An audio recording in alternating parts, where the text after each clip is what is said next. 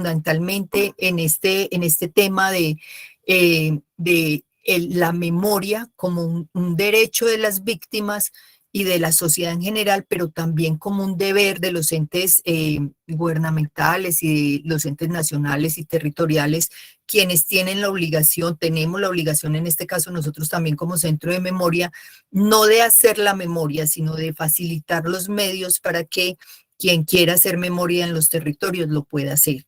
Entonces, digamos que en ese marco se mueve como todo este encuentro de hoy. Entonces, el primer concepto que trabajaremos será el de la memoria individual, y decirles fundamentalmente algunos tips, como les decía ahora, ¿cierto? Entonces, uno importante, fundamental, del que partimos casi siempre es: la memoria es una capacidad que tenemos todos los seres humanos de recordar, ¿sí? Pero tiene un énfasis que es muy importante tener en cuenta, y es que esa capacidad que tenemos de recordar la tenemos sobre todo sobre esos hechos que han sido significativos en nuestras vidas, que nos han marcado. Entonces, en ese sentido hablamos de que esos recuerdos que han sido significativos para nosotros lo son porque han dejado unas huellas, unas marcas en nosotros, ¿sí? Entonces, capacidad de recordar y recordar lo que nos ha impactado, lo que nos ha marcado, deja unas huellas en nosotros, que es la que nos permite, digamos, hacer reconstrucciones de esos pasados. La memoria fundamentalmente nos permite, digamos, tener una lectura de nuestro pasado desde desde el presente que somos. Y eso lo hacemos, digamos, teniendo en cuenta que eso que recordamos es lo que hoy nos ha definido, nos define hoy como lo que somos, y por eso también hablamos de la memoria como un asunto identitario, ¿cierto? Que nos define, que nos dice quiénes somos. Eso que recordamos nos marca, nos define también, nos deja unas huellas que son importantes de resaltar. Entonces, en ese sentido decimos que la memoria tiene una fuerza transformadora importante en la medida en que, digamos, esas huellas, esas impresiones y esas marcas que los diferentes sucesos por los que hemos atravesado nos dejan, nos permiten reconstruirnos como pueblos, como individuos, como sociedad. Entonces, en ese sentido, la memoria tiene un papel fundamental en la construcción de futuro, y por eso hablamos de que es un hilo entre pasado, futuro y presente, ¿cierto? Perdón, entre pasado, presente y futuro, porque lo que nos permite es como una visita al pasado desde un presente, pero que nos va a permitir entender eso que nos pasó, darle un significado, un sentido que nos permita redefinir nuestra existencia hacia el futuro, ¿sí? Son procesos de aprendizaje los que realizamos a través de estos ejercicios de memoria fundamentalmente. Son ejercicios personales, particulares, y por eso la memoria es un asunto muy, muy individual, muy particular, porque esas marcas y esas huellas dependerán de quiénes hemos sido y qué hemos vivido. Entonces, por eso hay tantos relatos como personas pueden haber, porque estarán definidos por esos impactos y esas huellas que han dejado en nosotros los hechos. La memoria es un proceso subjetivo, fundamentalmente porque digamos que lo que trabajamos a través de la memoria sí son hechos, sí son acontecimientos ocurridos en un espacio y en un tiempo definido, pero fundamentalmente la memoria hace su énfasis precisamente en esos impactos y en esas emociones y esas sensaciones y esas, digamos, subjetividades que nos dejaron esos hechos, esas maneras en las que esos hechos nos impactaron, lo que les decía ahora de las huellas, ¿cierto? Entonces, hacemos rememoración, a través de las memorias individuales de hechos que nos ocurrieron, pero sobre todo de lo que dejó en nosotros, lo que produjo en nosotros, lo que produjeron en nosotros, esos hechos, esas vivencias. Entonces, por eso la memoria tiene digamos, una diferenciación con la historia en ese sentido, ¿cierto? La historia es una rama, es una disciplina de las ciencias sociales que tiene un interés muy específico en narrar los hechos concretos del lugar, modo y fechas y todas estas situaciones que también son muy importantes, pero digamos que el tema central de la memoria es en cómo es, en cuáles fueron esos impactos que dejó en las personas esos hechos que se vivieron. Entonces, por eso se dice que es un proceso subjetivo. Y esta frase me parece muy bonita, me gusta mucho ponerla cuando estamos hablando de este tema, porque dice, recordar es volver a pasar por el corazón, precisamente haciendo alusión a que es efectivamente la emoción que produce en mí, la sensación que dejó en mí, esa situación vivida, la que resaltamos cuando hacemos memoria. Entonces, esa es una cualidad de la memoria que es muy importante tener en cuenta. También hablamos de que la memoria es un momento, digamos, es un proceso inevitable. Decimos tarde o temprano nos tendremos que enfrentar con los hechos dolorosos que hemos vivido, sobre todo hablando del contexto de Colombia. Digamos, ponemos aquí como ejemplo los hornos crematorios. Ustedes saben, en el occidente del país se dieron estas prácticas de incinerar a la gente en hornos crematorios, y digamos que nos hemos acercado poco a estas verdades en el sentido de que son muy dolorosas, ¿cierto? Igual que el tema de la desaparición forzada, a veces, digamos, generan unos procesos un poco de tener que tener mucho tacto para acercarse a ellos, porque son realmente historias muy dolorosas. Las son todas las que tengan que ver con el conflicto armado, pero digamos que un poco a veces como sociedad le hacemos el quite a ciertas historias, y por eso la memoria sigue siendo tan importante en este país. Construir, narrar, decir qué fue lo que pasó nos permitirá poder mirarnos en un espejo de una realidad que ha sido supremamente dolorosa. Es un campo de representaciones, entonces, como ustedes saben, la memoria tiene que ver con lo simbólico, pues es a partir de esos impactos que hemos experimentado con esto que nos ha pasado, la representación de esas huellas que la memoria ha dejado en nosotros tienen que ver también con lo simbólico y pasan por muchísimas maneras de reconstruir la memoria precisamente para darle voz, y voz no solamente me refiero a narrar con palabras, sino maneras de contar y de decir lo que nos ha pasado, que ha sido tan absolutamente doloroso, y lo simbólico se vuelve una herramienta fundamental para narrar la memoria, precisamente por esas situaciones particulares de dolor que hemos pasado. Entramos al segundo concepto, que tiene que ver con la memoria colectiva. Perdón, yo creo que yo me salté una de la memoria, sí, esta. Les hablaba que tiene que ver con la identidad, la construcción de quienes somos, lo hacemos desde un presente mirando hacia el pasado. Eso es fundamental también en la construcción de memoria, pero quiero resaltar esto que tiene que ver con las cualidades de la memoria. La memoria es selectiva en el sentido en que, si bien es una capacidad que todos los seres humanos tenemos, pues no tenemos la capacidad de recordar absolutamente todo lo que nos pasa, y por eso se habla que la memoria es selectiva, y esa selección se hará de acuerdo a las vivencias particulares de cada quien, ¿sí? Y en ese sentido, entonces, se habla de olvido y de memoria, de olvido y de silencios, y Elizabeth Jelly, la van a ver en la referencia bibliográfica que Javier les dejó, habla de tipos de olvidos, ¿cierto? Unos olvidos voluntarios que se hacen, en muchos casos lo explican los teóricos, por sobrevivencia, ¿cierto? Hay gente que dice, yo no quiero volver a recordar nada de esto que me pasó, porque si lo recuerdo me destroza, y esa es una elección que se puede hacer también. Entonces, se hablan de este tipo de olvidos, los olvidos por impuestos, por ejemplo, en el caso de las dictaduras, donde no se permitía hablar de lo que estaba pasando, o por ejemplo la destrucción de archivos, la imposibilidad de acceder a información clave para el esclarecimiento de hechos, también se nombran como digamos, y olvidos impuestos, olvidos que, digamos, buscan borrar las memorias de lo que ha pasado en el mundo en general. Entonces, se habla también de las memorias avergonzadas, las mujeres y hombres violentados sexualmente en Colombia han callado por mucho tiempo. Es un ejemplo simplemente esos hechos por los que tuvieron que pasar, un poco lo expresan los teóricos más como un tema de silencio que es diferente al olvido. No es que las víctimas no quieran recordar lo que les pasó en este caso de la violencia sexual.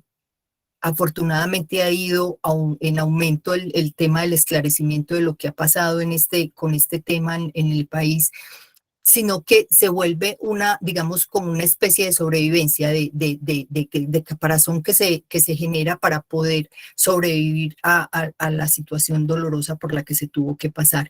Y llegar a un momento, porque creo que también eso es importante resaltarlo, que la memoria no se puede imponer, la memoria tendrá que surgir digamos, de las entrañas de quien vivió los hechos y quiera contarlos y quiera, digamos, dar a conocer lo que pasó. Entonces, la memoria no puede ser una imposición, si bien creemos que tiene una función política, una función social, una función transformadora, como les decía ahora, un papel fundamental en la construcción de paz.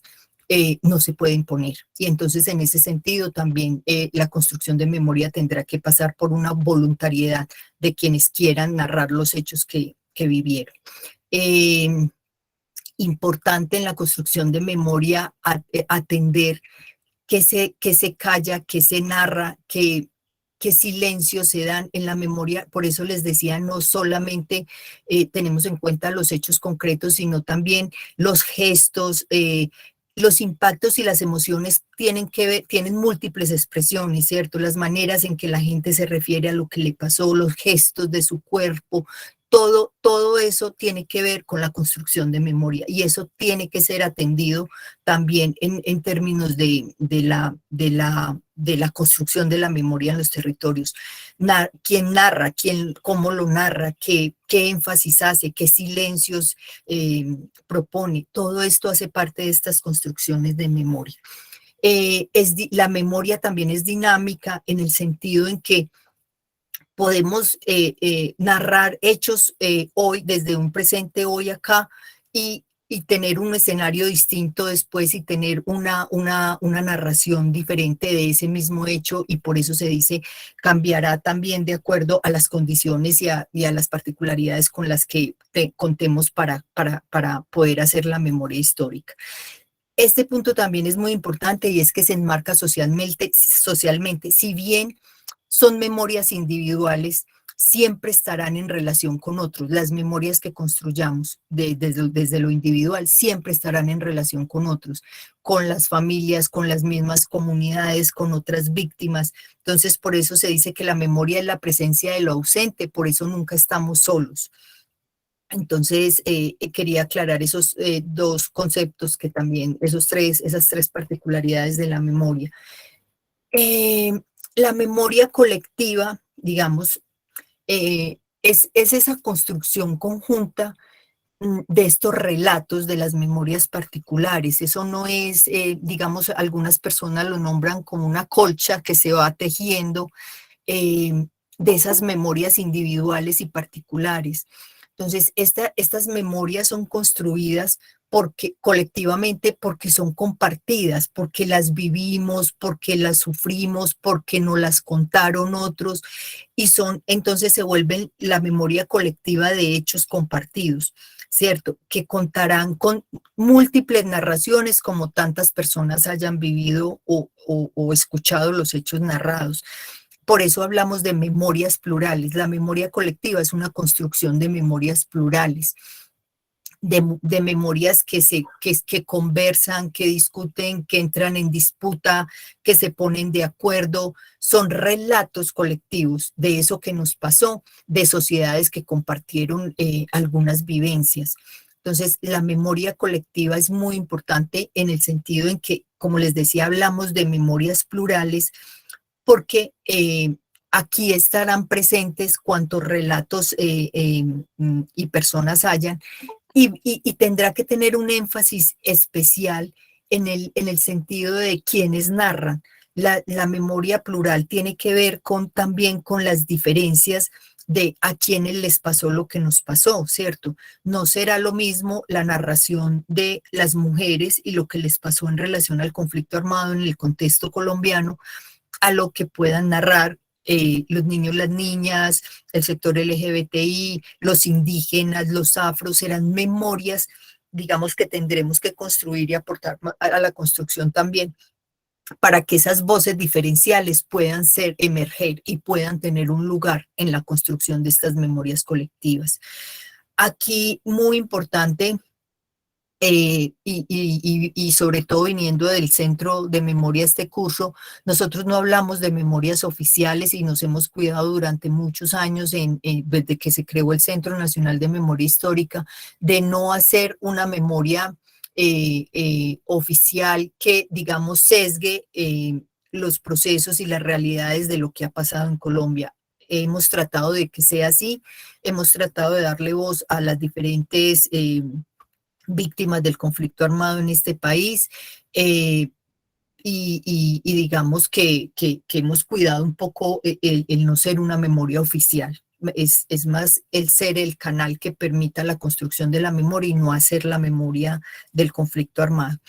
Eh, este, digamos, ejercicio de construcción de memoria colectiva también tiene que ver con que podamos ponernos de acuerdo y discutir ese pasado, eso que nos pasó, y construir un relato colectivo, ¿sí?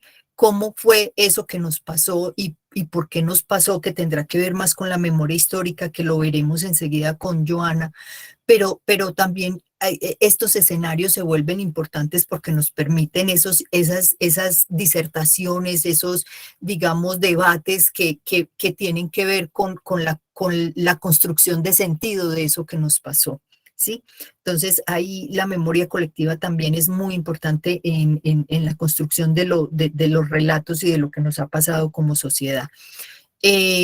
Como les decía, entonces aquí las memorias plurales fundamental porque tienen que ver con el enfoque diferencial, una situación que tenemos que tener muy, muy presente permanentemente en los territorios y en la construcción de memoria en general, que nos permita entonces tener múltiples voces de los protagonistas de quienes vivieron la guerra en este país.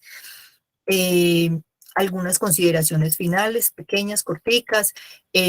Como les decía ahora, la construcción de memoria tiene todo que ver con que podamos contribuir también a una paz verdadera en este país, en la medida en que podamos saber eso que nos pasó, por qué nos pasó, también podemos, digamos, reconstruirnos como sociedad hacia el futuro y tratar de tener digamos, una vida eh, con una perspectiva mucho más esperanzadora.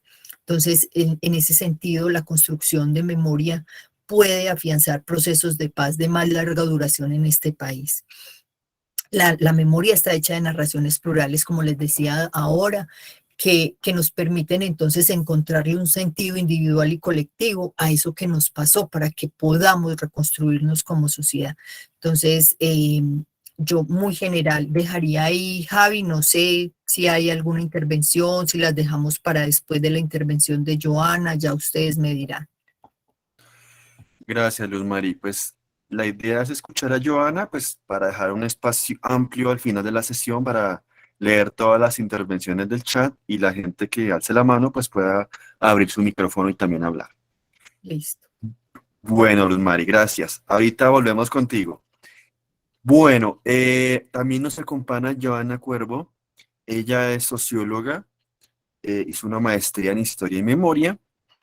Y también como Luz Mari tiene muchos años en el Centro de Memoria, mucha experiencia con víctimas, y ella nos viene a completar un poco ese panorama en torno a los conceptos de memoria, que más de conceptos rígidos, de uno recitarlos de un autor, también son para debatir y poner en consideración. Entonces, Joana, bienvenida y pues quedamos en tus manos de aquí en adelante y después abriremos el espacio de preguntas.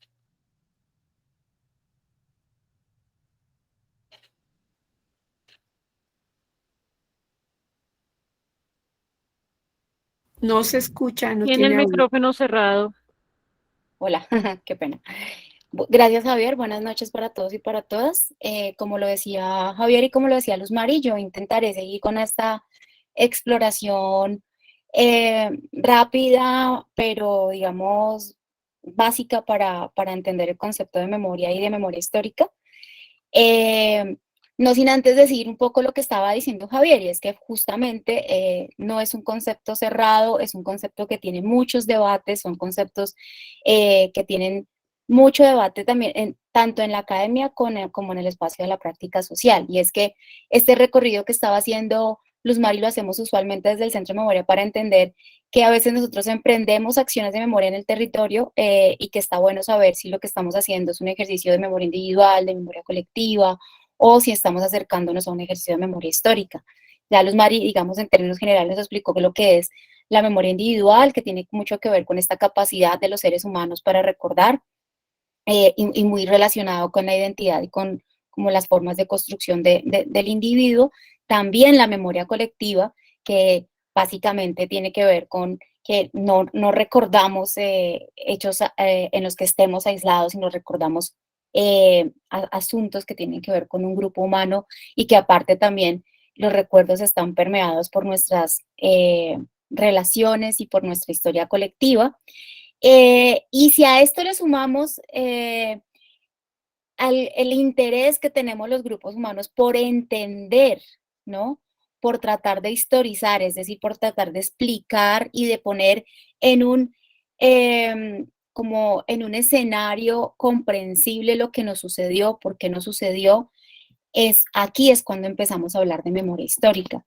El apellido, digamos, de histórica a la memoria tiene mucho que ver con esa intencionalidad también de acercarnos a comprender, aprender y a explicar los hechos que sucedieron, no solamente desde una sola visión, sino intentando contrastar distintas fuentes y acercándose un poco a esto que asumimos como el ejercicio histórico más académico, ¿no? Un poco el que concibimos como el ejercicio, digamos, tradicionalmente académico. Yo sé que esto tiene mucho debate, que la historia misma tiene mucho debate, que la historiografía también tiene mucho debate, pero digamos que así en términos generales, la memoria histórica es asumir una posición de comprensión y de explicación y una narrativa que permita contrastar fuentes y llevar, digamos, una narrativa que explique, comprenda, en el caso colombiano, los hechos sucedidos en el conflicto armado, ¿cierto? Pero que al mismo tiempo se reconozca las diferentes narrativas y las diferentes memorias. Por eso, digamos, en algún momento empezamos a ver que tal vez cuando hablamos de memoria, hablamos más es de memorias en plural, ¿cierto? Y hablamos entonces de un ejercicio que puede ser plural, que puede ser diverso y que puede darse, digamos, de distintas formas y de distintos alcances de acuerdo a la comunidad o el grupo que lo implemente. Por eso, digamos que en estos últimos minutos que yo les voy a hablar, quisiera que viéramos como entonces una clara diferenciación entre lo que son los estudios de la memoria, ¿cierto? Y lo que son las prácticas sociales de memoria, que siempre hemos hablado, hemos, digamos, escuchado mucho en los ambientes académicos de este boom de la memoria y siempre recurrimos, digamos, como a la conceptualización, pero realmente la memoria es una práctica social, es decir, es una reivindicación en el caso colombiano, de las organizaciones sociales, de las organizaciones de víctimas, ha sido también una necesidad y un ejercicio de resistencia en el marco del conflicto. Entonces, esta pregunta ¿de qué hablamos cuando hablamos de memoria? Bueno, hablamos de todo esto que les hemos dicho, la memoria individual, la memoria colectiva, la memoria histórica, pero también de las prácticas concretas en terreno que se acercan o no a estos niveles de conceptualización, aunque debería ser el concepto el que se acerca a la realidad, pero muchas veces digamos que la academia arranca a debatir y a discutir primero o un poco, digamos, en un tiempo distinto a las prácticas sociales. Entonces, para, digamos, empezar por el tema de los campos de estudio, el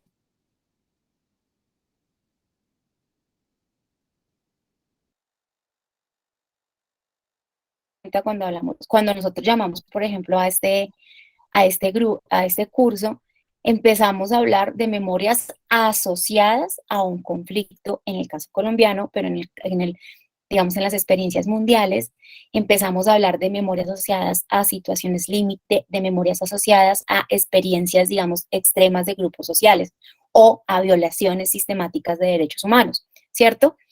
Y allí, principalmente después de la Segunda Guerra Mundial, empiezan todos unos debates y unas discusiones frente a lo que es la memoria, lo que es la memoria social, las implicaciones que tienen esas experiencias humanas vividas en las siguientes generaciones, en la sociedad como tal y en las víctimas como tal, también en los sobrevivientes. Entonces allí la academia empieza a preguntarse, si quieres, pasamos a la siguiente diapositiva, Javier.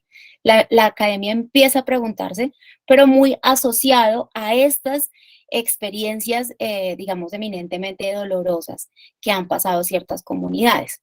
Y vamos dejando un poco la reflexión de la memoria individual para pasar a preguntarnos por la memoria colectiva, por esa memoria social, ¿cierto? Entonces, vemos que hay un desarrollo también de ese concepto de memoria, de esos conceptos de memoria que han surgido.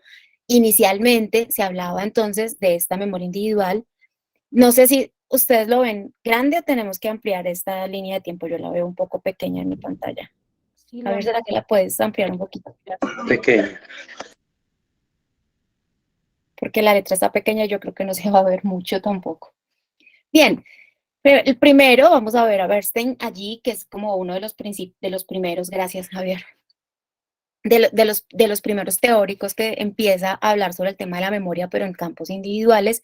Y luego llega el que, digamos, el que se asume como una experiencia vivida de memoria que tiene que ver con el tema básicamente de los judíos, que es Joseph Yerushalmi, que yo no sé bien si está bien pronunciado el nombre, y allí empieza él a ver una distinción entre memoria, olvido y memoria encuadrada en la práctica concreta de los judíos. Recordemos que los judíos en un comienzo no tenían tanto la práctica de escribir su memoria, sino que es algo que se transmite, digamos, de forma oral, y ellos conservan la memoria del pueblo judío. Siempre hablan de la memoria del pueblo y de lo que los constituye como pueblo.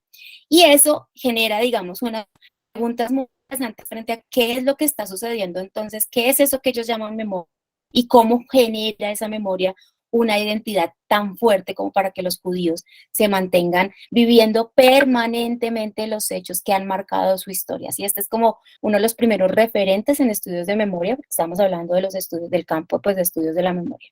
Y luego llega el que para muchos es como el padre de las reflexiones frente a la memoria social, frente a la memoria colectiva, las memorias colectivas, que es un francés que se llama Maurice Halbach, que un poco es el que hace toda la exposición esta de temas de la memoria colectiva que les estaba introduciendo Luz Mari en su exposición. Nosotros, digamos, usualmente en los talleres que nosotros damos en territorio, nosotros no abordamos, digamos, a estos estudiosos ni hablamos de este tema, pero me parece que este es un escenario muy interesante para que si ustedes quedan, digamos, con reflexiones frente al tema, puedan saber un poco dónde buscar o a qué estudiosos puedan buscar si tienen intereses académicos frente al tema del campo de estudio de la memoria o si tenemos curiosidad de saber de dónde, cuál ha sido el recorrido en la academia de este tipo como de teorías, como de avances más bien en ese tipo de teorías. Y luego, por supuesto, llega otro francés, Pierre Nora, que es el que habla de los lugares de la memoria en francés, él coloca este término, y un poco nos habla de cómo las comunidades en algún momento empiezan a sentir cierto temor por perder como sus tradiciones o las tradiciones que se han venido pasando de generación en generación por la ocurrencia de algunos hechos que generan una ruptura. Y él propone un concepto, digamos, de lugar de memoria, que ahora en América Latina lo tomamos un poco distinto a lo que él lo propuso inicialmente, pero entonces él nos dice que esta memoria se concreta, ¿no? En espacios, se concreta en conmemoraciones, se concreta en acciones y se une un poco a lo que nos decía Halbach en términos de la memoria colectiva, que decía que justamente esos momentos rituales o esos momentos de conmemoración es lo que ayuda a que la memoria perdure. Entonces, Pierre Nora avanza un poco más de esta discusión y dice, ok, estos lugares de la memoria son necesarios, estamos viendo que se está perdiendo, digamos, como la memoria de una generación o de una sociedad, las formas de mantener y reproducir esa sociedad, y entonces está toda la pregunta de qué hacemos para que esa sociedad se mantenga y qué hacemos para seguir recordando, ¿no? Entonces se encuentra en estos lugares de memoria que él llama una opción importante. De allí para adelante hay como un momento en el que se traen estos conocimientos o se trae, digamos, como esta reflexión a América Latina. Y básicamente es después de las experiencias de las dictaduras en el Cono Sur, que ustedes supongo ya vieron en la sesión pasada con Laila. Y es allí donde vemos particularmente Elizabeth Yellin tiene, que ahorita se las nombraba Luz Mari, tiene una importancia y es muy relevante, y es traer todos estos debates a un contexto de América Latina en el que la violencia política empieza a ser muy importante y empieza a ser reflexionada por la academia. De hecho, Elizabeth Yellin crea un centro de estudios. Inicialmente los becarios de este centro de estudios no habían colombianos, porque inicialmente se decía que el tema de el surgimiento, pues, de los estudios de la memoria usualmente llegaban después de que los conflictos pasaran. Entonces, para ponerlo en perspectiva, es decir, se hace memoria del Holocausto, luego de que cae el nazismo, se hace memoria de las dictaduras, luego de la caída de las dictaduras, y eso, digamos, fue como como un acercamiento que se tenía al tema en los primeros años, y luego esto fue en los últimos años cambiando justamente por la experiencia colombiana, justamente por que el pueblo colombiano y las comunidades y las organizaciones han empezado a hacer memoria en el marco del conflicto. Y entonces aquí surge un elemento distintivo de la experiencia colombiana, y es esta relación entre memoria como práctica de resistencia, que es muy importante y que empieza un poco a tensionar estos asuntos, digamos, de la academia, en la que decían, bueno, no, la memoria es un ejercicio posterior a la finalización, a la culminación de un conflicto, a la culminación de una época de violaciones de derechos humanos. Y bueno, Colombia empieza a demostrar que, bueno, se puede pensar memoria en el marco de un conflicto un poco, obviamente por la duración, por el conflicto de larga data. Y allí empezamos como a tener unos conceptos que empiezan a aparecer fuertemente en el escenario, que es justamente este concepto de la memoria histórica, como el relato que da sentido a un periodo de tiempo, como un ejercicio político, como un ejercicio también incluso jurídico, y allí digamos que efectivamente, pues Colombia entra a, digamos, marcar un poco unas tendencias en América Latina, y todo esto que les estoy contando es como lo que se vive como el boom de la memoria en las academias. Sigamos, Javi, por favor. Bien, paralelo a esto que les estoy contando, hay efectivamente la práctica concreta de la memoria, que está impulsada no necesariamente por la academia analiza esta práctica, que es la práctica hecha por las organizaciones, por los sobrevivientes, por los testigos en todas las partes del mundo, en todas las experiencias mundiales de las que hemos hablado. Entonces estamos hablando de inicialmente en Europa, después del Holocausto, estamos hablando después de la Guerra Civil Española, aunque no fue inmediatamente después, creo que esto ya lo hablaron en la sesión pasada. Estamos hablando de la experiencia italiana, de la experiencia general europea después de la Segunda Guerra Mundial. Estamos hablando entonces en el caso latinoamericano de Argentina, de Chile, de Brasil, y digamos Centroamérica, Perú, después Guatemala, Suramérica, digo Perú, y luego Centroamérica, Guatemala. Y vamos viendo, digamos, que este tipo de experiencias se van poniendo más como en el debate político y social.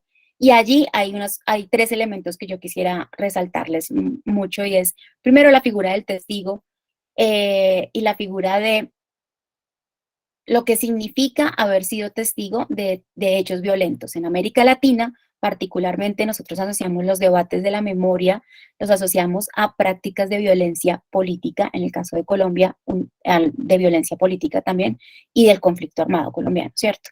Entonces, la importancia de la figura del testigo y la importancia de esta intencionalidad de abrir un espacio de escucha para ese testigo, que al mismo tiempo, y esto sí lo compartimos con la experiencia europea, se habla de un deber de memoria, inicialmente de las personas que sobreviven a este tipo de hechos, o en el caso colombiano, muchos de los familiares que asumen esta lucha de que se conozca lo que sucedió. Esto mismo sucede, por ejemplo, en el caso de los sobrevivientes de los campos de concentración en Alemania, ¿cierto? Entonces es esta intencionalidad muy fuerte de que tengo sobre mí, en mi responsabilidad, hacer que la gente sepa lo que sucedió y hacer que la sociedad no solo sepa lo que sucedió, sino que esto genere transformaciones que permiten llegar a una no repetición. Y allí todo un debate sobre la representación del hecho y del sujeto sobre el que da el hecho. Y aquí hay una discusión muy interesante que tiene que ver con, en el caso colombiano, la figura de la víctima, que no representa lo mismo para el caso colombiano la figura como tal de la víctima, que es una figura a la que llegamos después de que el movimiento de víctimas, primero nace un movimiento de víctimas, se plantea como sujeto político y se plantea reivindicaciones políticas, es decir, no se acerca tanto a una figura de, digamos, de poca agencia, sino más al contrario, se sitúa en el escenario político colombiano como una figura súper importante que empieza a tener una agencia tal que genera el reconocimiento y empieza, digamos, a pugnar por el tema de la reparación, por oposición, digamos, a otros países en los que la figura de la víctima estaba mucho más cercana, digamos, a cierta,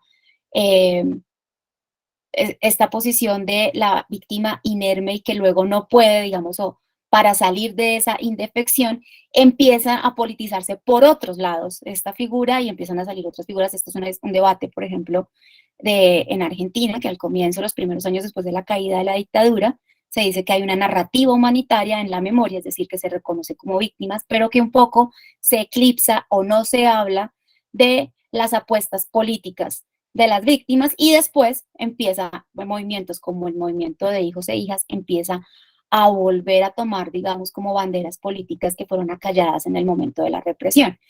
Esto es un elemento central, es un elemento súper interesante para el debate y para la discusión. Y por supuesto, entonces aquí cuando ya estamos viendo este concepto, esta memoria o estas memorias ya en lo concreto, en lo real, empezamos a ver los lenguajes, las prácticas por las cuales se empieza a hacer concreta la memoria en los escenarios públicos, y es donde la memoria, en mi particular percepción, empieza a volverse un ejercicio eminentemente político, es decir, cuando empezamos a poner la narrativa del pasado reciente o del presente, en muchos casos, en el caso colombiano, del pasado reciente en el caso argentino, lo empiezo a poner en el público y esto empieza a generar debate, empieza a generar discusiones, empieza a movilizar un montón de acciones sociales, pero que también lo pongo en el debate público de múltiples formas, tan ricas como la cantidad de diferencias culturales que tenemos en el país. Entonces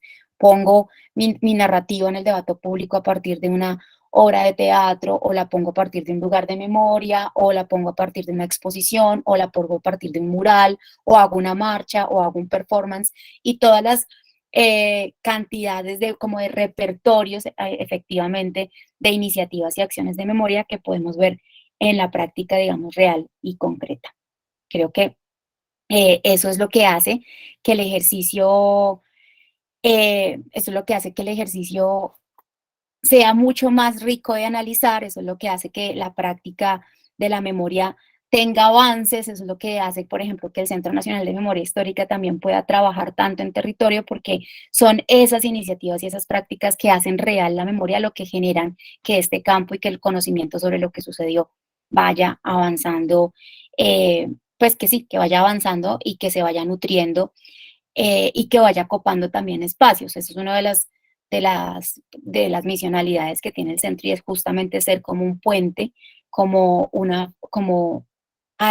una institución que garantice que esas distintas iniciativas y que estas distintas narrativas de memoria, que también están, por supuesto, las investigativas, estén en el contexto público. Y ahí tengo que hacer, digamos, una claridad, y es que estas narrativas de memoria tienen casi todas un ejercicio investigativo por detrás, así su producto no sea necesariamente un texto, es decir, sobrepasan el ejercicio académico.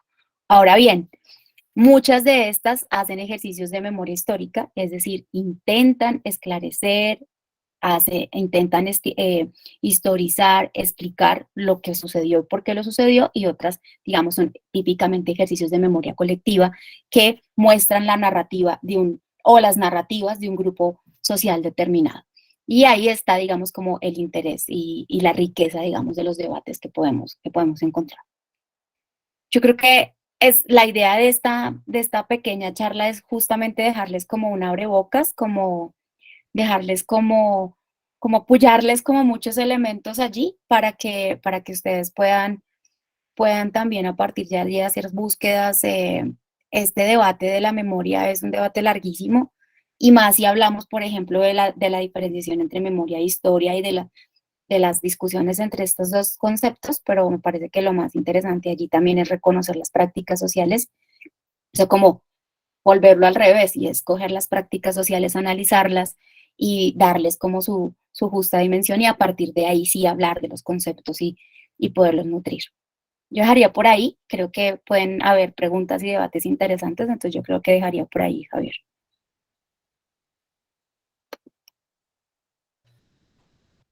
Bueno, muchas gracias. ¿Me escuchan ahí bien? Sí, te escuchamos. Sí, señor. Listo, perfecto. Bueno, ahora vamos a dar paso a las intervenciones. Si alguien desea intervenir levantando la mano, bienvenidos.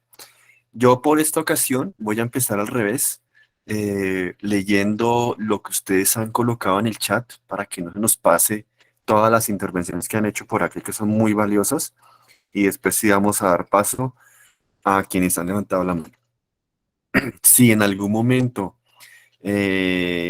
Joana o Luzmari me quieren detener en todo lo que estoy leyendo, lo pueden hacer para ustedes también hacer claridades frente a algunas cosas que plantean aquí nuestros asistentes. ¿Listo?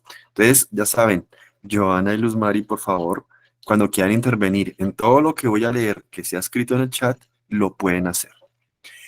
Bueno, entonces aquí comentarios de las personas que están desde el inicio aquí conectadas. Angie Samantha, izquierdo. Elizabeth Yelin, la memoria es el sentido que le da al pasado. ¿Listo? Bueno, aquí tenemos también a John Hurtado, la memoria permite ver el pasado para no repetir nuestros errores. Angie Samantha Izquierdo, Olano. Para la memoria, las injusticias pasadas mantienen su vigencia, no tienen fecha de vencimiento, a pesar de que jurídicamente se reformulen bajo figuras prescriptivas y o de amnistía. Tremendo comentario. Ingrid Herrera, la memoria es para no olvidar. María Angélica Díaz, hablando de olvido, el olvido que se promueve en las luchas o en las guerras por el control de la memoria. En estos casos se promueve el olvido de todos aquellos recuerdos de hechos y experiencias que supongan el cuestionamiento de aquellos otros que se quieran conservar, legitimar y representar. Es recordar y olvidar, emprendedores y lugares de memoria, en lugares de memoria traumática, representaciones museográficas de conflictos políticos armados. Aquí citan autor Iñaki Arrieta. Luzmari López. El no permitir llorar a sus muertos fue una estrategia en el Darién y en San Onofre, una forma de silenciar. María Angélica. La memoria y el olvido guardan en cierto modo la misma relación que la vida y la muerte. Acá cita el autor. Nancy Esperanza Macías. Las memorias hacen parte de formas de contar desde diversos actores. Por eso son plurales. Y si bien comparten contextos y momentos históricos, no se pueden asir en un solo relato. Sin embargo, las memorias en el marco del conflicto armado se renuevan y reeditan en la medida que participan las comunidades en su construcción. Ingrid, es difícil olvidar tanta barbarie que nosotros, las víctimas, hemos vivido. Narrar para vivir y no olvidar. Juliana Arias, no se puede imponer, es claro, pero sí se puede enseñar a hacer memoria y darle un valor, una relevancia, una pertinencia, que hacer memoria permita reconocer y reconstruir sociedad. María Angélica, para Iñaki Arrieta la memoria colectiva, como el conjunto de acontecimientos, hechos, experiencias, vivencias, imágenes, conceptos, nociones, símbolos, significados o categorías. Incluimos también lo que se ha denominado sus marcos sociales, que a un colectivo de individuos comparten en algún grado, así como el proceso a través del cual todos constituyentes de ese conjunto son registrados, conservados, actualizados, transmitidos y representados. Ahí nos cita el documento que nos ha mencionado. Jorge Armando Landines, la memoria hace parte de un campo en disputa. Es importante escuchar las voces de todos para poder comprender qué nos pasó. Considero que la memoria es un vehículo indispensable para hablar de ese pasado doloroso y de esas verdades incómodas. Angie Samantha, la memoria colectiva tiene por soporte un grupo limitado en el espacio y en el tiempo, con una serie de marcos sociales comunes: familia, religión y clase social. Lorenza Guimaraes, buenas noches. Me gustaría pedir a los Mari que me aclarara la diferencia entre la memoria colectiva y las memorias plurales. Perdón. Y ahorita, si quieres, Luz Mari, volvemos sobre esta pregunta. Carmen Alicia, la memoria nos permite sanar. Angie Samantha, la reconstrucción del pasado puede llegar a convertirse en un proceso conmemorativo de hechos y fechas, no en la exigencia de una memoria que reclama por las injusticias. Elmer Portilla Blanco. Buenas noches. La memoria colectiva es la que cuesta históricamente el pasado y cuyos recuerdos se remiten a la experiencia que una trasciende a una comunidad donde se recuenta la superación de los conflictos. Natalie. Buenas noches. Quisiera saber qué impacto tendría aceptar la memoria oficial en nuestro país. Mónica. También un ejercicio de sanación que usan las comunidades. Angie Samantha. Si hablamos de prácticas artísticas, las prácticas artísticas han contribuido a pasar de una posición de dolor a una posición de reivindicación de derechos, en tanto que han ayudado a tramitar el duelo individual y comunitario. Lorenza. Estaba para Joana, ahorita vamos a retomar esta pregunta. Joana, ¿hay algún teórico que trabaja más específicamente el concepto de memoria histórica?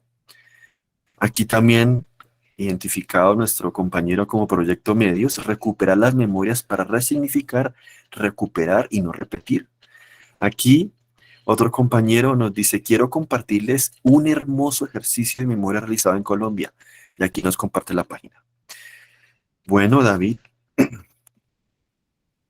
nos sugiere poner límite a las intervenciones. Eso sí es cierto.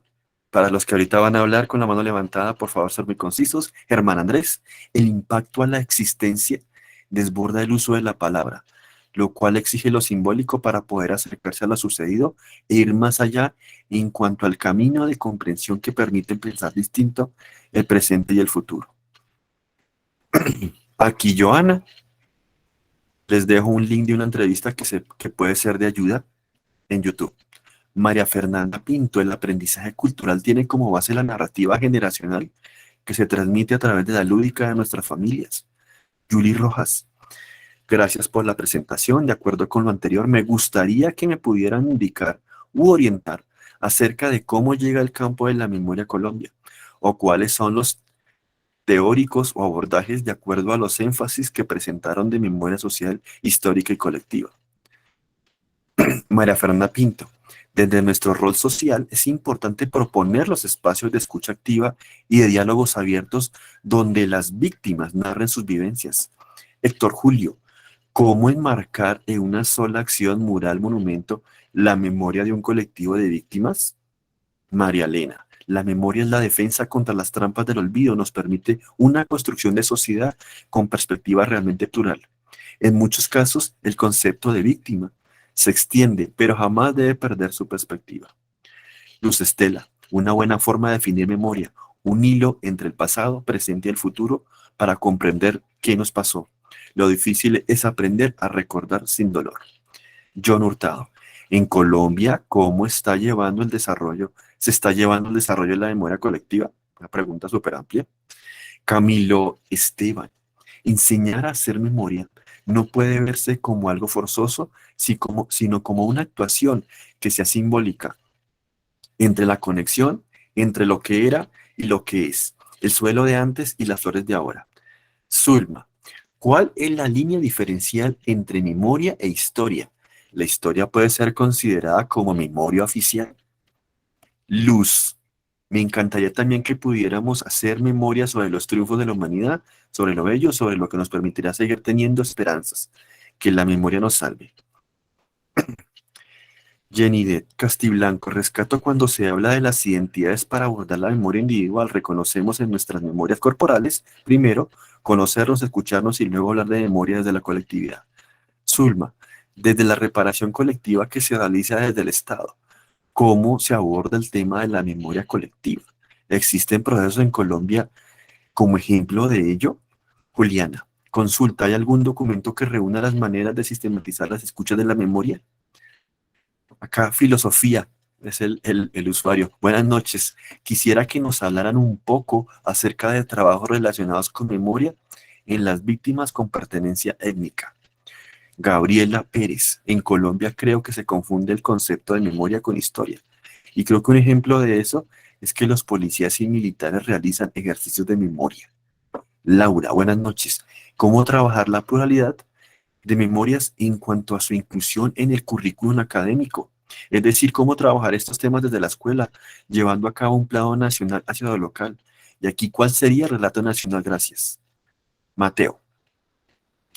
¿Cómo se media la comunicación y socialización de la memoria histórica y producida y articulada desde la experiencia plural, sin caer en los problemas de una memoria oficial petrificada?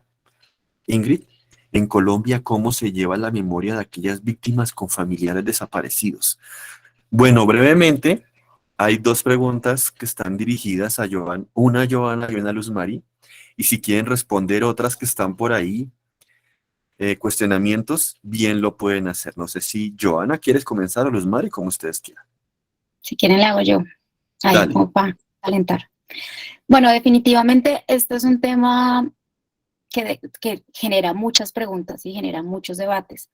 Y una de las cosas que tal vez no dije es que a mí me gusta ver el concepto de memoria como si tuviera muchos apellidos. Entonces, sí, hablamos de memoria, memoria individual, memoria colectiva, memoria histórica, pero podemos también hablar de memoria oficial, de memoria subalterna, de memoria denegada.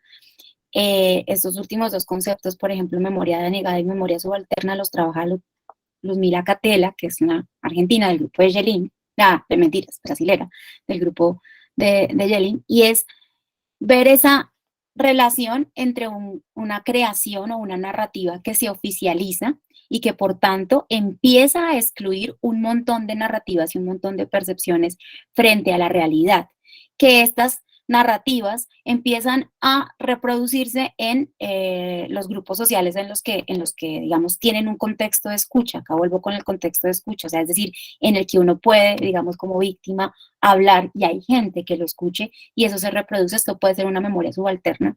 Y empiezan, digamos, estos ejercicios también acompañados de la lucha política y de las luchas reivindicativas de los movimientos sociales, los movimientos populares y de estos grupos, a intentar buscar escenarios entonces de salir, digamos, a una narrativa mucho más abierta y mucho más pública, ¿cierto? También podemos hablar, por ejemplo, de narrativas de memorias denegadas y vamos a poner un ejemplo aquí claro y es, hay memorias que no tienen contexto de escucha en un determinado momento histórico. Es decir, por ejemplo, hace unos años era muy poco probable escuchar familiares de víctimas de asesinato en persona protegida cuando estamos hablando, por ejemplo, de personas que hacían parte de grupos guerrilleros que fueron asesinados por fuera del combate, digamos que esas memorias no era tan usual escucharlas, no, las familias, por ejemplo, no hablaban porque estaba totalmente denegado ese relato, ¿cierto? No tenían un contexto de escucha abierto, no tenían una posibilidad y entonces se callaban. Pero con los cambios en el contexto social y político, de pronto ahora se escuchan un poco más, no es que se escuchen abiertamente, pero se escuchan un poco más. Entonces, también para ver que el tema político, el tema de poder, es muy importante también dentro de ejercicios de memoria. ¿Qué pasa si entonces se impone una memoria oficial? Una de las preguntas que está allí, y es efectivamente se excluyen entonces gran cantidad de narrativas y gran cantidad de visiones sobre el pasado que tengan los grupos sociales que no están incluidos en esa memoria oficial o en esa historia oficial, que por lo general la historia oficial es la historia esta que nos cuentan de la historia con algunos sujetos que son como heroicos, mártires, pero que no cuentan lo que está allí detrás y que las historias de las comunidades y los grupos sociales quedan un poco como desdibujadas. Voy adelantándome a cosas. Concepto de memoria histórica se trabaja principalmente asociado a la ley de memoria histórica que surgió hace unos años en España y al concepto de memoria histórica que se trabaja en Colombia desde el Centro Nacional de Memoria Histórica, desde algunos colectivos como el colectivo de memoria de la Universidad de Antioquia, por ejemplo. Ahora, hace unos 5 o 6 años, hay varias líneas de estudio de la memoria en varias universidades. Hay una en la Universidad del Rosario, hay una línea de memoria en la Universidad Pedagógica. Ustedes la buscan así y ahí bueno, van a encontrar como como todos los productos, pero básicamente, digamos que la fuente principal y la fuente fundamental también son las organizaciones sociales y aquí digamos que vuelvo a poner de presente que un poco a veces asumimos que el ejercicio de producción de teorías o de producción de conocimiento es la academia, digamos, per se, pero bueno, los sujetos sociales también, efectivamente, y las personas que tienen en su práctica social la memoria también han teorizado y son, a mi forma de ver, digamos, las principales fuentes. Entonces, si ustedes quieren ver, por ejemplo, un concepto interesante de memoria histórica, el Movimiento Nacional de Víctimas de Crímenes de Estado, el MOVICE tiene un desarrollo de lo que es para ellos la memoria histórica. Obviamente, SPADES tiene también un desarrollo allí de lo que es la memoria histórica. Vamos a pasar, digamos, a otra de las preguntas, ¿cómo se mueve el tema de las memorias colectivas en Colombia? Vi que alguien más preguntaba. Y bueno, ese tema se mueve prácticamente desde los años 70 e incluso antes, cuando las organizaciones empezaron a ver la necesidad, las organizaciones en ese momento no se identificaban como como organizaciones de víctimas, sino como organizaciones sociales, la necesidad de empezar a construir o de guardar información sobre las graves violaciones a los derechos humanos en el marco del conflicto armado o sobre la violencia política que sucedía en el país y que no era tan visibilizada. Entonces podemos hablar de experiencias, por ejemplo, desde el CPDH, el Comité Permanente de Derechos Humanos, o desde el Comité de Solidaridad con Presos Políticos, que empezaron a hacer investigaciones. Más adelante también podemos hablar de la memoria colectiva, por ejemplo, de las víctimas de desaparición forzada. Entonces, como ASPADES empieza a hacer un ejercicio, por ejemplo, de galerías de la memoria, que es bien interesante rastrear de dónde viene el tema de las galerías de la memoria en Colombia, y empieza esto poco a poco a hacer que en comunidades rurales empiecen a haber conmemoraciones. Aquí nos escribe Luz Mari, efectivamente, un ejemplo emblemático, Fabiola Lalinde, y un montón, digamos, de ejercicios que se empiezan a hacer desde las mismas comunidades. Todo esto es antes del surgimiento del Centro Nacional de Memoria Histórica. Es decir, todos estos ejercicios de memoria colectiva se empiezan a hacer antes del surgimiento de la institucionalidad. Y aquí, digamos, creo que esto lo vamos a ver más adelante en el curso, es cómo la institucionalidad, la ley de víctimas, la institucionalidad frente al tema de la memoria, responde claramente a una reivindicación social y política de las organizaciones sociales y de las organizaciones que poco a poco se fueron configurando como organizaciones de víctimas. Luego, digamos, más cercano en el tiempo está efectivamente el proyecto Colombia Nunca Más, que es como el esfuerzo de varias organizaciones de todo el país, 16, 17 organizaciones, empiezan a hacer una investigación sobre violaciones a los derechos humanos y crímenes de lesa humanidad en Colombia, como un ejercicio consciente de guardar la memoria histórica para el momento en el que el conflicto armado, digamos, ya no exista, pero que no se pierda toda la información. Entonces, un ejercicio consciente de memoria, pero al mismo tiempo de visibilización y de dignificación, que hace que los ejercicios de memoria en Colombia se vuelvan ejercicios de resistencia también. Y también me preguntaban, creo que ya abordé como 3 o 4 preguntas.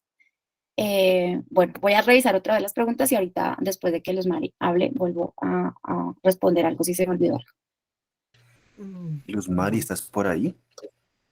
Acá estoy, sí, claro que sí. Bueno, la que yo logré como identificar para mí era la diferencia entre memoria colectiva y memorias plurales, pero igual también pues trataré de hablar de algunas que se mencionaron, ¿cierto? Yo cuando les hablé de la memoria colectiva les decía que fundamentalmente la memoria colectiva son memorias plurales, en el sentido en que la memoria colectiva es un constructo de esas memorias individuales que nos narran quienes vivieron los hechos. Entonces, se habla de memorias plurales en el sentido de la diferenciación que se espera hagamos en la construcción de memoria de las afectaciones que el conflicto dejó en cada uno de los grupos poblacionales y las diferencias étnicas, etcétera, que tiene este país. Entonces, en ese sentido, yo no hablaría de diferencias, sino que son complementarias como los ejercicios de memoria colectiva que recogen las memorias plurales o que buscan darle un espacio a la pluralidad de voces que pueden existir en el marco del conflicto armado. En ese sentido, alguna pregunta también hacía alusión como a ejemplos de ejercicios de memorias étnicas. Algunos también hablaban de la necesidad de conocer algunos ejercicios de memoria en el tema de desaparición forzada o en otros contextos o en la misma construcción de la memoria colectiva. Y para eso, entonces, bueno, lo que Joana les decía, van a tener un espacio en una sesión del curso que está exclusivamente dedicado o tiene un componente grande dedicado a la construcción de memoria en Colombia, con ejercicios directamente que ustedes van a poder reconocer de construcción de memoria con enfoque diferencial, y eso me parece que ahí van a poder tener una mirada un poco más amplia de esto. Sin embargo, el Centro de Memoria, y ahí Javi, no sé, tiene un visor que ha permitido identificar ejercicios de memoria que las organizaciones y las comunidades han venido desarrollando. Digamos que un poco por mi trabajo, nosotros, yo hago parte de la Estrategia Nación, Territorio y Participación de Víctimas, también trabajamos mucho con las autoridades territoriales en este concepto del deber de memoria del Estado. Entonces, digamos que también hay ejercicios que, pues un poco para diferenciarlos al interior del Centro de Memoria, los denominamos acciones de memoria y no iniciativas de memoria, que son las que surgen como de la sociedad, de las organizaciones en los territorios. Esas acciones también nos parece importante llamar la atención y que las puedan explorar en el sentido de que, digamos, dan cumplimiento a ese deber de memoria del Estado y nos han permitido también trabajar un poco con los funcionarios públicos la necesidad de que se entienda que somos, digamos, plataformas, debemos servir como plataformas o en todo caso como apoyo a los trabajos que las organizaciones de víctimas o la sociedad civil en general quiera desarrollar. Entonces también les recomiendo ahí echarle una mirada. El visor también incluye algunas de esas acciones de memoria que hemos acompañado. Y creo que ahí lo importante eh, con otra de las preguntas que hacían de cómo se enmarca en una sola acción, mural o monumento la memoria de un colectivo de víctimas. Creo que aplica para todos, es que el tema de la memoria, digamos, para nosotros, el fin último no son los productos que salgan, son muy importantes porque son la representación real de lo que las víctimas quieren, digamos, contar, narrar, mostrar, decir de lo que les pasó. Pero digamos que el énfasis para nosotros y la importancia de estos ejercicios de memoria está en los procesos que hay detrás de estos ejercicios. Entonces, digamos que pensar que un mural va a recoger la memoria histórica de un territorio, por más específico que sea, pues es un poco complicado, pero digamos que nosotros hemos acompañado muchos ejercicios de construcción colectiva de procesos de memoria que, digamos, no son la memoria del territorio que hemos acompañado, pero digamos se acerca mucho a lo que las víctimas, digamos, quieren escenificar o quieren representar de eso que les ha pasado. Entonces también hay mucha información al respecto y me parece importante entonces llamar la atención sobre los procesos, que es ahí donde radica realmente la importancia de estos ejercicios de memoria. No sé, Javi, ya por ahí hay unas manitos levantadas y segura, hay muchísimas intervenciones valiosísimas. El tema del acompañamiento psicosocial es completamente fundamental y el tema de la desaparición forzada, hay muchísimas, como Joana les decía, muchísimos ejercicios de organizaciones que pues puse en el chat simplemente el ejemplo de Fabiola Lalinde, porque quienes estén en Antioquia y en Medellín específicamente muy seguramente han escuchado de doña Fabiolita y su operación Sirirí en la búsqueda, digamos, pionera en generar incluso herramientas para la búsqueda de personas dadas por desaparecidas. Y esto estamos hablando de los años 80, cuando desaparecieron su hijo, y esta mujer genera toda una estrategia para la dignificación del nombre de su hijo que había sido, digamos, incriminado como subversivo, pero también para encontrar el cuerpo de él. Entonces, es solo un ejemplo de las muchas experiencias que hay en el territorio con este tema de desaparición forzada que es tan doloroso y tan delicado en este país.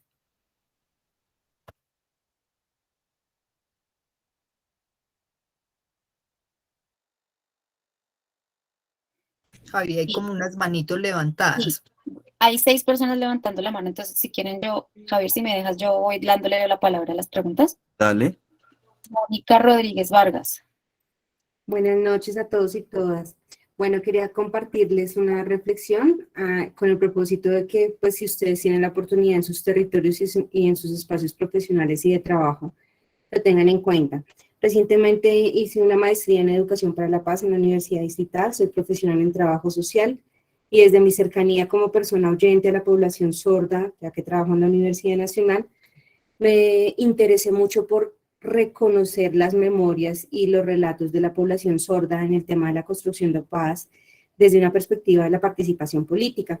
Y me parece muy interesante esto que encontré, pese a que no la tengo publicada aún y no les puedo colocar el enlace del repositorio para que la lean, me gustaría dejarles la inquietud rápidamente.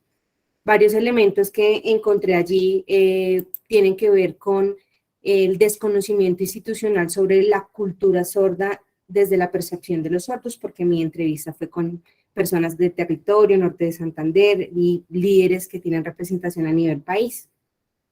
Y un poco es el tema, por ejemplo, de algo tan sencillo, pareciese sencillo, ¿no? Pero el tema de la accesibilidad comunicativa. Entonces, pensaríamos que el simple hecho de tener un servicio de interpretación en lengua de señas, que la pandemia ha favorecido mucho más en los canales nacionales y en diferentes plataformas, podría ser suficiente para garantizar la comunicación, pero en los territorios rurales donde las TICs no están, donde muchos servicios públicos y servicios sociales no llegan, digamos que hay una fractura allí en este proceso, así como el acceso a la educación. Si el acceso a la educación regular es una utopía para muchos territorios del país, pues la educación inclusiva lo es aún más.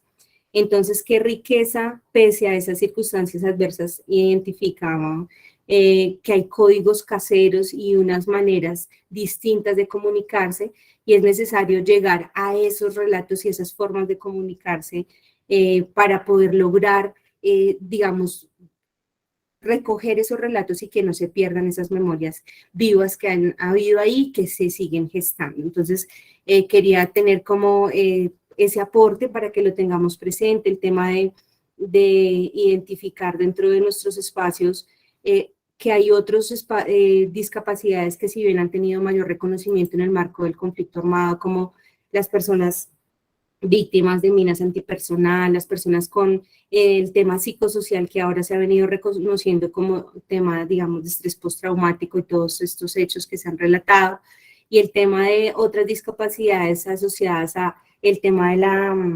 compensación, que es la perspectiva seguramente institucional, compensar a las personas víctimas en estos marcos diferenciales de discapacidad, y un reclamo de la población sorda sobre no solo verlos desde la capacidad de oír, sino desde como sujeto político que tiene que aportar y que tiene que reivindicar unos derechos. Entonces, ese era el aporte y la reflexión que quería dejarles. Gracias.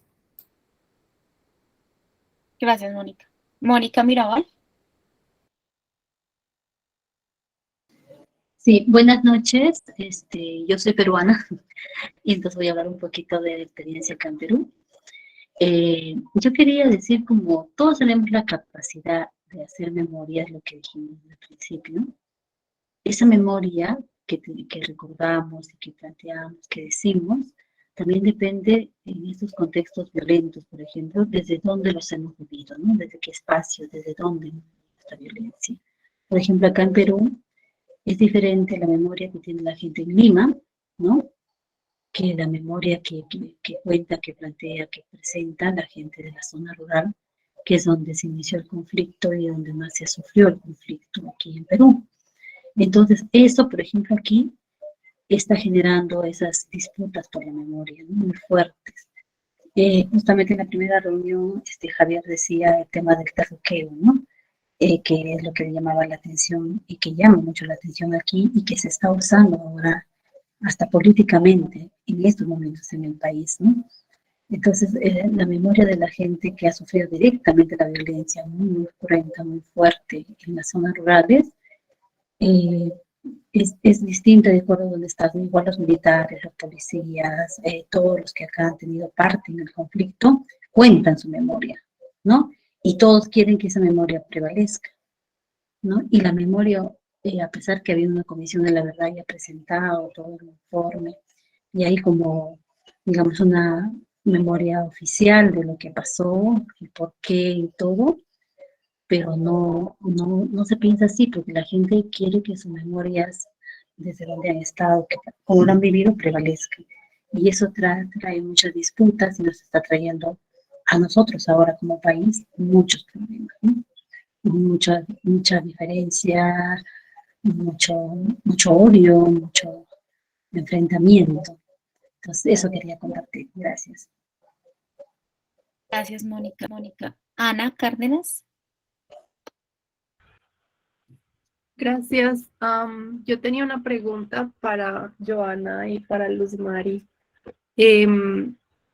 Como ustedes pues son también miembros del Centro Nacional, quería saber cómo aplican o cómo se aplican los conceptos que nos han dado, cuál es la función de teorizar,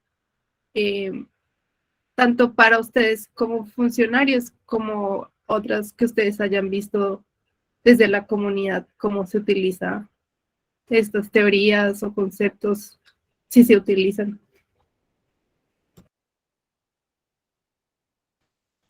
Si quieres, escuchamos las otras intervenciones y luego respondemos, pues no quieres responder una vez. Como quieras, sí. Escuchemos a las otras tres personas a ver si tienen otras preguntas y empezamos a responder la pregunta a pregunta. Vamos con Alex.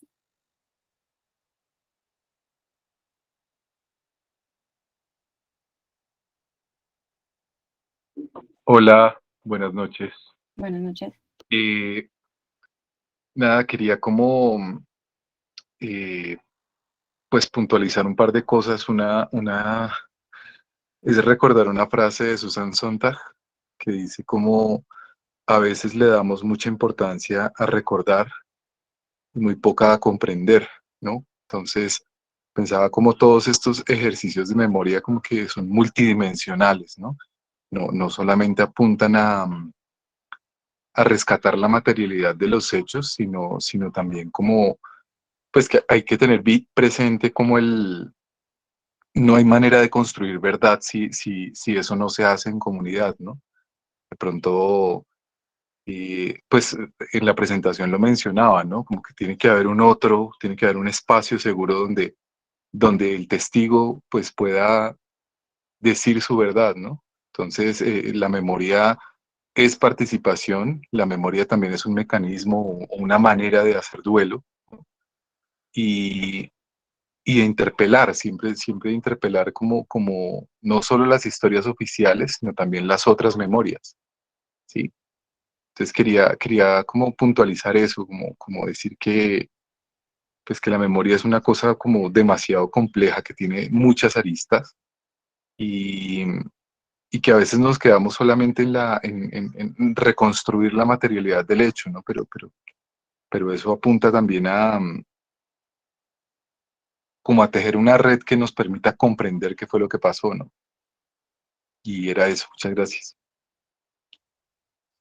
De acuerdo, Alex. De hecho, nosotros siempre hacemos hincapié que los discursos de memoria o las narrativas de memoria muchas veces incluso o sea, sobrepasan el esclarecimiento, intentan también evidenciar las capacidades de resistencia y las acciones que la gente ha realizado y las comunidades han realizado en el marco justamente de su lucha contra la impunidad y contra el olvido.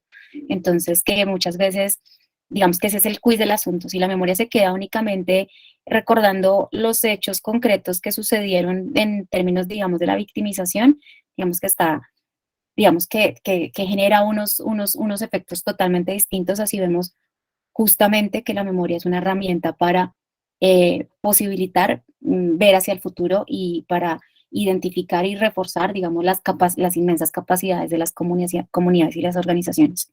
Sandra Ubaté. Hola, buenas noches. Bueno, gracias por la oportunidad de hablar con ustedes y de participar. Yo tengo varias reflexiones que he hecho, algunas preguntas, pero quisiera primero señalar que la memoria no es, debe ir en doble vía, no solamente en vía de las víctimas, sino debe ir en vía de lo público. La memoria se debe poner en el escenario público. A veces nos preguntamos cómo hacer para sanar a las víctimas y escuchaba ahorita que ustedes en algún comentario decían que las víctimas, ¿qué es lo que las víctimas quieren escenificar? Y no es realmente lo que las víctimas queremos escenificar. En realidad queremos que la gente, el público, el otro, como la memoria incomoda, se siente incómodo frente a esa realidad y sirva como un elemento para que no se repita en el futuro. Realmente nosotros estamos de paso y este ejercicio de construcción de la memoria en Colombia, seguramente los resultados no los vamos a ver nosotros, sino tal vez dentro de 2 o 3 generaciones. Mi gran preocupación es qué está haciendo el Centro de Memoria para poner en lo público, no en las víctimas, sino en lo público, el tema de la memoria. Cómo los ejercicios de la memoria que hacemos las víctimas de verdad tienen un sentimiento de sensibilización en lo público, que no nos repitamos el tema entre nosotros mismos, entre los académicos o los que estamos interesados en conocer el tema de la memoria o que trabajamos dentro de las organizaciones o que somos víctimas, sino en aquel transeúnte común y corriente que tiene que hacer ejercicio, que se enfrenta a una realidad. Por ejemplo, el tema argentino es un tema donde la sociedad argentina en su totalidad se ha sensibilizado frente al tema de la memoria. Ha tomado pertenencia frente al tema de la memoria. Y los colombianos estamos lejísimos de eso. Pero sobre todo, siento que la memoria se está manejando solamente en la esfera de las víctimas, de nosotros las víctimas, y hay que empezar a poner ese tema en el espacio público. Muchas gracias. Gracias, Sandra. Y Carolina. Alex, ¿puedes bajar tu mano, por favor? Carolina Ortega. Sí, buenas noches. Bueno, yo soy indígena, perteneciente al resguardo de Cumbal, del departamento de Nariño. Y bueno, yo quería un poquito hacer un comentario respecto a lo que me ha llamado la atención de una de las presentaciones y respecto a los lugares de memoria. Entonces les quería comentar un poquito el trabajo que se ha venido realizando con algunas compañeras indígenas de acá, antropólogas del resguardo, y entonces hemos estado uniendo esfuerzos y es lo que se ha venido desarrollando ahora en la actualidad, y es que también para nosotros es muy importante, y yo creo que para las comunidades indígenas lo es cómo esos hechos violentos bien afectan directamente a las personas. En nuestro caso también afecta directamente al territorio. Entonces, llama mucho la atención en esa parte, porque justamente acá ahorita estamos haciendo unas cortas investigaciones respecto a esos lugares que guardan la memoria de hechos violentos específicos, que gracias a esos hechos violentos, esos lugares cambian. Entonces, a pesar de que muchas personas no conozcan, vamos, o no tengan ese conocimiento de los hechos que pasaron ahí, que para los lugares transmiten sensaciones que hacen que esos hechos y esa memoria siga viva dentro de nuestro resguardo. Entonces me llama mucho la atención porque muchas veces hablamos de memoria y hablamos de hechos violentos, pero olvidamos por completo el territorio. Entonces, que en nuestro caso es muy importante, porque en el territorio, en la tierra, también se guardan esas memorias de los hechos violentos que afectan también a las personas. Y bueno, yo creo pues en un comentario que decía que si pudieran escuchar ejemplos de investigaciones o respecto a memorias que se ha dado en los grupos étnicos, pero pues como luego ya me aclararon, bueno, ya dijeron que hay un módulo exclusivamente para eso, pero sí también me gustaría tener un espacio donde poder compartir una investigación que se hizo acá en el pardo de Cumbal respecto a la recuperación de tierras y la violencia que se ha venido teniendo desde el tiempo de la colonización hasta nuestros días, que es una investigación que se ha venido realizando, digamos, como por etapas, pero pues que aún nos falta mucho por, por recoger todavía, teniendo en cuenta, como decía, pues una memoria, a través de las memorias individuales, ir construyendo esas memorias colectivas para conocernos, pues a nosotros mismos, y conocer nuestro territorio y entender por qué estamos como estamos ahora actualmente. Eso nada más. Muchas gracias. Gracias, Carolina. Luz Mari, si quieres arrancar a responder cositas y yo después te complemento.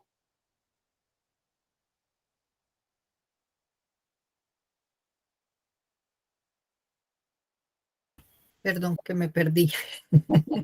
Que había ido por allá.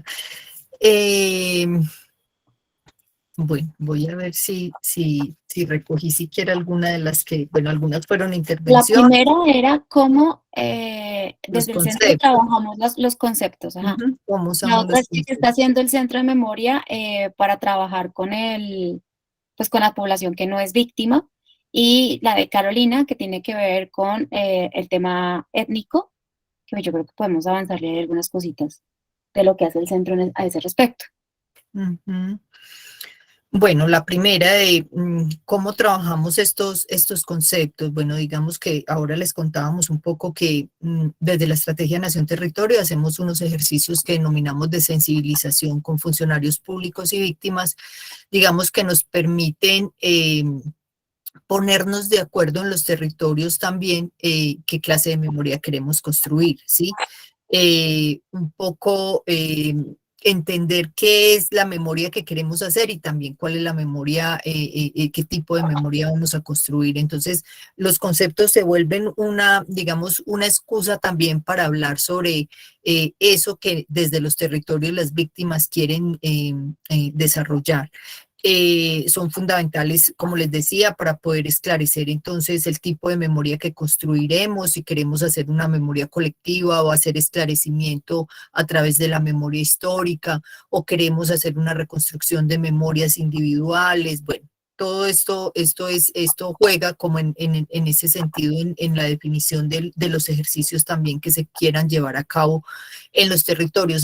Nos hemos encontrado con mucha frecuencia que no es tan claro, no es tan claro. La gente dice, sí, tenemos que hacer memoria, muchas víctimas, muchas organizaciones o funcionarios públicos, pero no está claro qué memoria quieren construir, ¿cierto? Y las condiciones que tienen para poder desarrollar estos ejercicios en sus territorios y las implicaciones que tienen tomar una u otra decisión.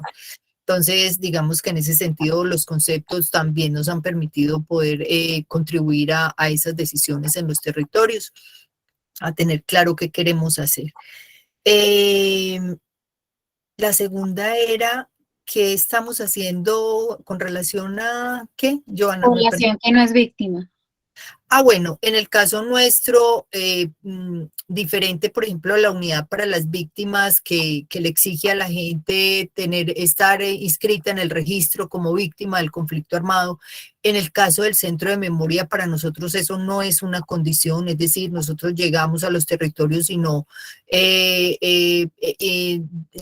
digamos, ponemos como condición que los participantes en los ejercicios que apoyamos o que sí, o en los que se nos requieren, tienen que ser víctimas adscritas al registro único de víctimas, no es, digamos, una condición necesaria. Hemos hecho muchos ejercicios donde, digamos, han aportado personas con metodologías, estudiantes que no son víctimas del conflicto armado y se vinculan a los procesos con apoyos, como les decía, metodológicos o conceptuales incluso, y hacen, digamos, todo un desarrollo de procesos en los territorios y tienen todo el éxito del mundo, pues, y también reflejan, porque creemos que digamos, el tema de la memoria debe responder no solo a las víctimas, sino a la sociedad en general, ¿cierto? En este país, mucha gente sigue pensando que aquí no pasó nada, a pesar de todo lo que se ha hecho para visibilizar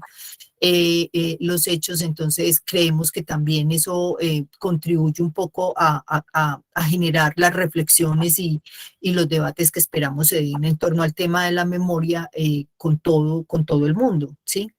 Y la otra se me olvidó cuál era. Lo de lo étnico. Ajá. Bueno, el Centro de Memoria tiene un equipo de trabajo, se llama el enfoque étnico, y ahora la compañera que estuvo hablándonos del tema de las personas, ay, perdón, se me fue con discapacidad. Sordas. Sí, las personas sordas. Digamos, el Centro de Memoria avanzó mucho con equipos de trabajo especializados, digamos, para generar, por ejemplo, en el tema de las personas sordas, se logró hacer como ¿cómo se le dice a eso? Una transferencia de algunos informes. Yo en este momento no tengo muy claro. Traducción. ¿Cómo? Traducción. La traducción, sí, perdón la ignorancia, de verdad. No te preocupes. Pero la traducción de algunos de los informes en lenguaje que le permitiera a la población sorda acceder a ellos y a la población ciega. O sea, yo no lo tengo claro en este momento, pero sé que se generaron unas estrategias que permitieran que también se pudiera, bueno, construir memoria con estas personas, pero también que pudieran tener el acceso a la información. No sé si en tu trabajo lograste identificar esos ejercicios que desde el centro se apoyaron, Mónica, no sé. Sí, señora. Sí, bueno, señora. y en el caso del enfoque étnico, digamos, desde el centro, como les decía, hay un equipo denominado así, el equipo, la estrategia el enfoque diferencial étnico, que, digamos, ha desarrollado metodologías y ha desarrollado una serie de procesos en los territorios con población indígena, con población afro, con población rum, ¿cierto? Que entonces ha permitido también visibilizar las afectaciones del conflicto armado con esa diferenciación. Y el tema con indígenas ha tenido un desarrollo muy especial. Ahora la compañera de Cumbal y la compañera bueno, habían dos personas que intervinieron.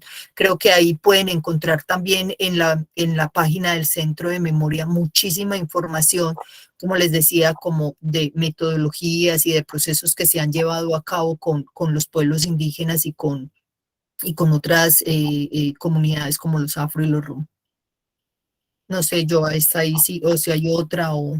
No, yo creo que esas son las preguntas. Yo quiero agregar una cosa ahí a la última respuesta que diste para Carolina, y es que sí, efectivamente la relación de memoria y territorio es una relación bien interesante que trabajamos desde el equipo de lugares de memoria, particularmente yo lidero este equipo, y creo que también lo relacionamos entonces como los lugares de memoria son una forma de apropiación territorial y como muchas de las iniciativas de memoria finalmente surgen también como un ejercicio de apropiación territorial y como en algunos casos efectivamente el territorio se trabaja como víctima también del conflicto.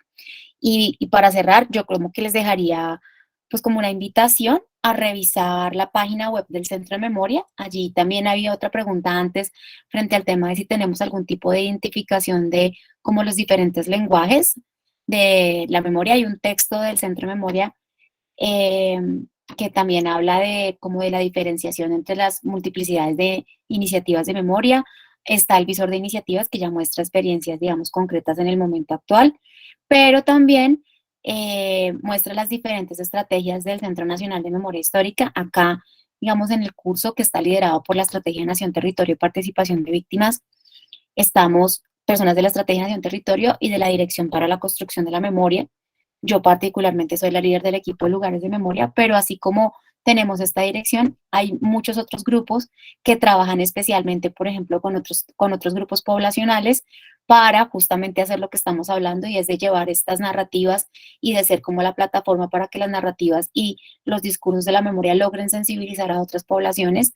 También estamos construyendo el Museo Nacional de la Memoria, cuya objetivo principal, digamos, justamente es ese. No nos quedamos cerrados en la población víctima. Tenemos una estrategia de comunicaciones, tenemos una estrategia de pedagogía que trabaja con colegios, que trabaja con profesores, y particularmente, por ejemplo, en el equipo de lugares de memoria, cada vez que acompañamos la construcción de un lugar de memoria, se hace hincapié en que si bien la participación efectiva de las víctimas es totalmente necesaria, los lugares de memoria y en general las iniciativas tienen que tener una estrategia para dialogar con diferentes grupos sociales, y ahí muchas veces, digamos, se priorizan los jóvenes y los niños para temas para garantizar, digamos, que en las próximas generaciones el debate de la no repetición sea interesante y sea algo que esté todo el tiempo allí puesto como presente, pero que, digamos, si podemos revisar la página web del centro, podemos encontrar como los productos de esto, que es algo que venimos haciendo desde hace pues bastantes años, no es algo reciente en el centro,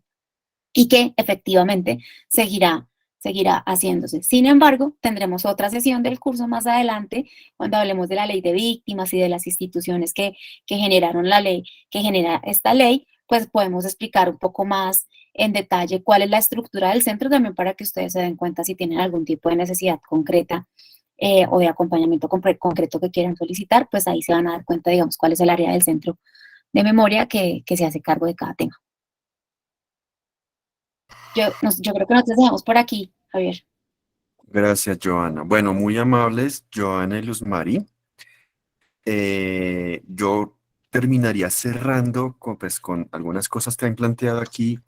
Yo rescato una cuestión que salió en algún momento dado y que habría que profundizar un poco más, que seguramente queda de tarea. Memorias denegadas, memorias subalternas y memoria para la resistencia. ¿Sí? Creo que ahí tenemos una tarea ardua en conceptualizar, en desarrollarlo más a fondo, y que seguramente ustedes pueden tomar para el desarrollo del ejercicio propuesto. ¿Listo? Lo otro, aquí no lo leímos, pero acá nos hablaron mucho de lo psicosocial. seguramente los profesionales de la psicología que están aquí o allegados dominan el tema, pero de pronto para no dejarlo en el aire, es clave mencionar que cuando las víctimas, sobre todo las primeras veces o la primera vez, cuando cuentan sus historias, puede ser un momento traumático de revivir ese hecho violento. Y en esos casos es ideal, ojalá, el acompañamiento de profesionales en esa rama para poder contener eso, ¿sí? O sea que hay que ser responsables también en ese sentido, en cómo abordamos a las víctimas, si ese capítulo todavía no se ha abierto, porque seguramente se reviven heridas y pues la idea sí es estar con gente que sepa manejar ese tipo de situaciones, ¿listo?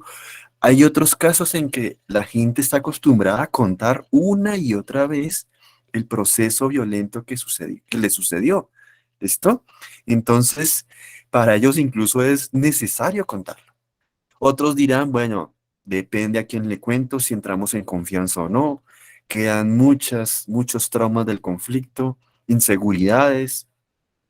Seguramente nuestro país vivió mucha censura, persecución, mucha impunidad, también hay que decirlo. Entonces, no todo el mundo se siente cómodo contando. Entonces, ese escenario de confianza, si no está, pues a veces las víctimas pues no van a contar lo sucedido o trabajar sobre los temas. ¿Listo? Entonces me parece clave. De hecho, a veces puede que no lo cuenten, no quiere decir que no se haya contado.